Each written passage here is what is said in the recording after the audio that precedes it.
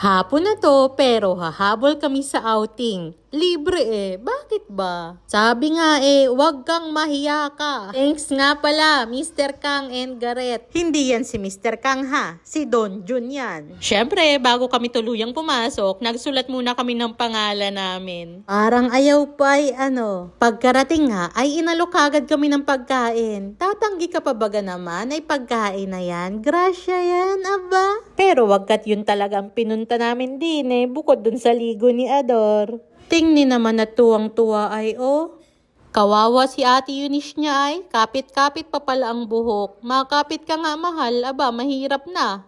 Yung mga oras na ganito nga ay sinasamantala na namin para makapagpahinga na rin.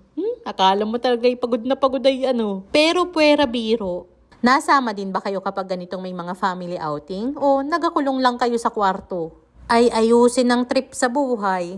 Sa bagay, kanya-kanya tayo ng trip Kung saan ka masaya ay suportahan ta ka. Tama gayon.